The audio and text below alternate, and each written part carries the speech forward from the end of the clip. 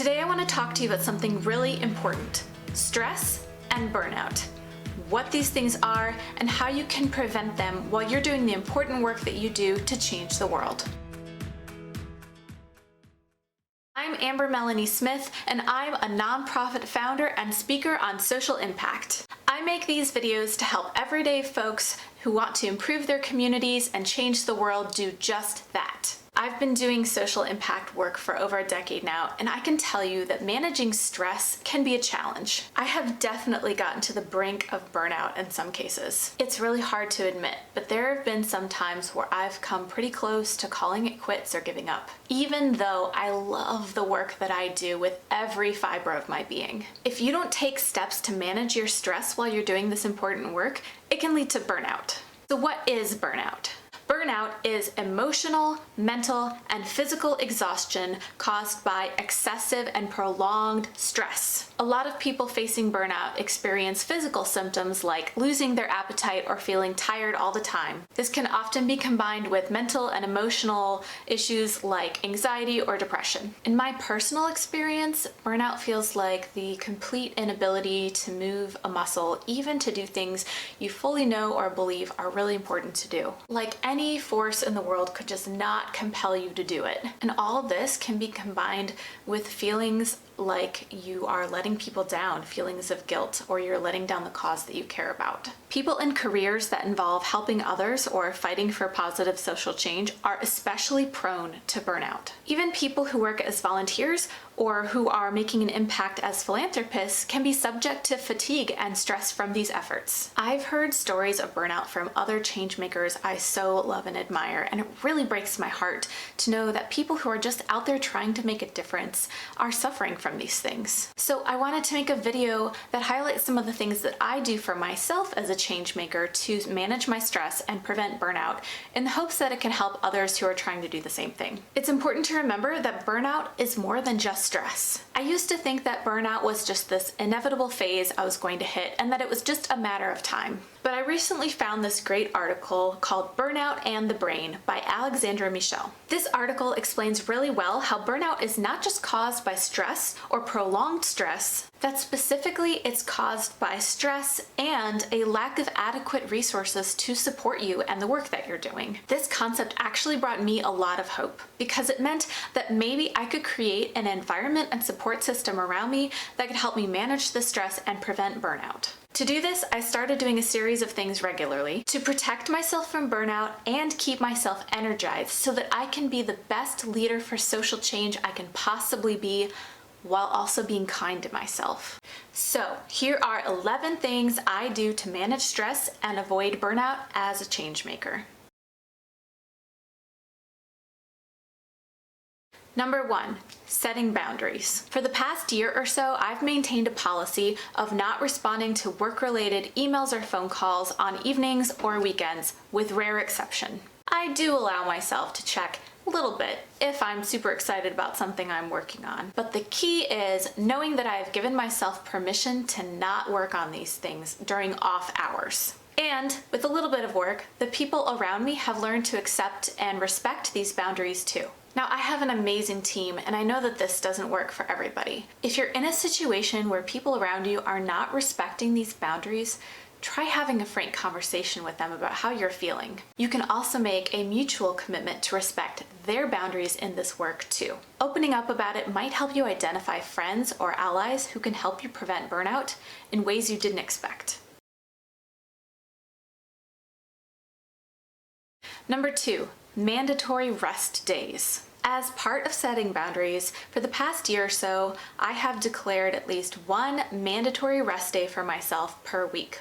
On these days, I don't expect myself to do anything. That is, of course, unless I want to or I feel like it. Part of creating the support system around you and the environment to prevent burnout is loving yourself and giving yourself permission and making sure that you can be the best friend to yourself. So giving yourself permission to rest without feeling guilty is a key part of developing the support system around you to prevent burnout. I'm not gonna lie, when I first started doing this, it was a little bit difficult to avoid the temptation of wanting to work or check my emails during these mandatory rest days. So it might be a work in progress, but you've got to start somewhere. One thing I learned after successfully doing it for a couple months is that the world really doesn't stop if you don't work or don't answer an email that immediate day. Everything is going to be okay if you take a break. In fact, it'll be better than okay. Number 3, Post-it note successes. Okay, so this is a really fun one. This is a really easy, small thing that I started doing a couple months ago that has really turned things around for me. I was going through a period where I was feeling kind of down and like I wasn't making a lot of progress towards the goals I had for my cause. So to combat this, I started taking note of every victory I was having, big or small, that showed that I really was making progress towards my goals. And then what I did was I wrote these down on Post-it notes, just naming the success, naming the victory, and I put a date on it. And then I put it up on a board just above my desk. So anytime I was feeling like I wasn't really making progress, I could just look up and see that I was. This means that I always have a place I can look to see my successes and feel grateful for those. And reminds me that I'm not just spinning my wheels. We are actually moving forward, making progress, and contributing to changing the world. Number 4 is journaling. Keeping a journal is common advice that I hear for overall success in any field, any type of work. But I have found it helpful for me in preventing burnout too. Being able to articulate my fears, my concerns, things that are making me upset or angry has really been helpful in helping me identify the root of my problems and then take a look back and think about better ways that I might be able to address these problems. And of course, it's just a great way to vent. Number 5 is self-indulgence. I have a lot of fun with this one. When I'm in a rut and I'm not feeling motivated to do much of anything, I try to help myself out by asking myself one simple question. Amber, what is one thing you could feasibly do right now that would make yourself feel good? Past answers have included getting a massage, taking a nap, watching a TV show, or maybe getting a delicious strawberry banana smoothie. But whatever it is, if it's in my power to do so, I'm gonna go get it or do that thing and help myself out. This feels like a good way of gaining some control or power over your situation. And it allows you to get in some fun and relaxation while you're at it. Strategy number 6, getting in front of the people that I'm helping. Sometimes the best way to get reinvigorated to do your social impact work is to get out there and get in front of the people whose lives you're impacting. So regularly I try to get out there and actually talk to and interact with some of the people who I am positively affecting by my work. If your cause helps kids, going out and meeting some of those adorable kids. If you're working with animals, getting some good snuggle time in with those puppies or kitties. And another way is to talk to someone else who supports your cause and talk to them about why they support your cause. Their passion for your cause will remind you about your passion for your cause and get motivated to keep going.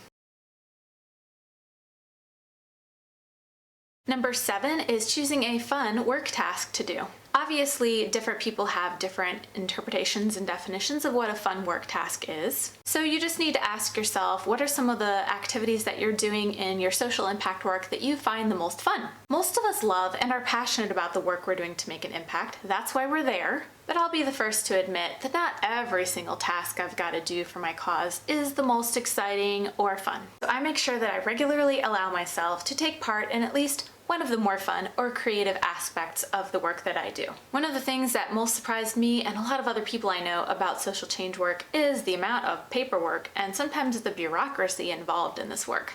I know it sucks, but that's why doing these fun tasks in between all the others can really help you stay excited and invigorated. Another great benefit of doing this is that it allows you to feel less bogged down by having to do the tasks that you know are really important for your cause and meeting the goals of your cause, but are admittedly a little bit less exciting.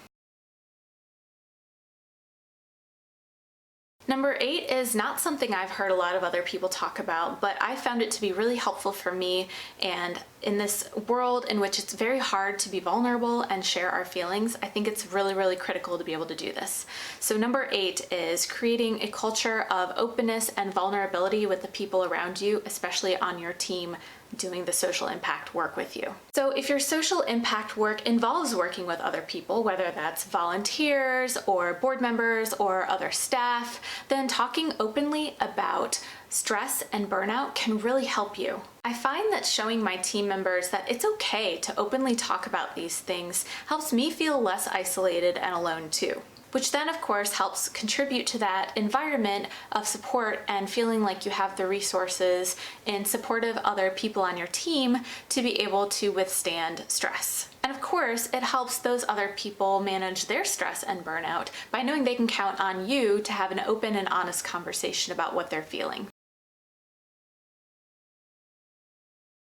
Number 9 is just good advice for any situation, and that is engage in a fun hobby. Making sure you have something outside of your social impact work that can help you unwind and have fun is really important. For me, I'm a very creative person and I like to have as many creative outlets as possible. So to relax and get out some of those pent out emotions, I can often be found singing or playing piano or painting or drawing or writing or even taking my amazing dog out for a walk or hike in the woods. Everyone's got that thing that makes them feel super relaxed and at ease, so whatever that thing is for you, make sure that you're carving out time for it to help you manage stress and avoid burnout.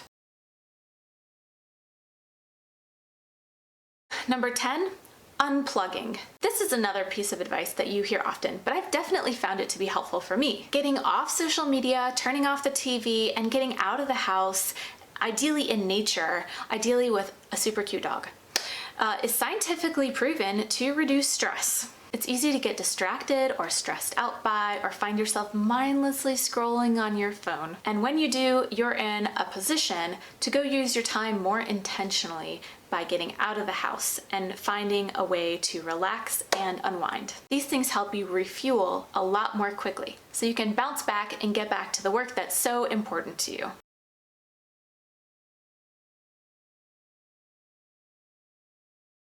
My final and 11th strategy for dealing with stress and burnout is one of my favorites, and that is reminding myself that I've made it this far. One of the hardest things about social impact or nonprofit work is feeling like you're moving really slowly, constantly getting rejected, that you're not really moving the needle on the cause that's so important to you. This is combined with always feeling like there's never enough resources out there to help you really make a change. All of these things definitely contribute to burnout. So when I find myself getting stressed out about something on the horizon or feeling down because I don't feel like I'm making enough progress on my cause, I try to remind myself that I have made it this far, that I've already helped hundreds or even thousands of other people, and that no matter what happens from here on out, I'm gonna be okay. And I can be at peace with that. If you think you might already be experiencing the signs and symptoms of burnout, don't lose hope. Recognize what you're going through and take the time that you need to rest or reflect on if a change is needed at this time in your life. You've got to love and take care of yourself if you're going to keep up the stamina that it takes to create true positive social change. Thank you so much for watching. I really hope you feel encouraged and hopeful about the ways you might be able to manage your stress and burnout while you're doing this really important work. If you found this video helpful, please give it a thumbs up and subscribe to my YouTube channel for new videos every week. I'm also involved in other conversation with other changemakers through my Facebook group, Change the World or Bust. If you're interested in joining in, please go ahead and find the link below in the description and come on by. We'd love to have you. Remember to be kind to yourself. Thanks for watching.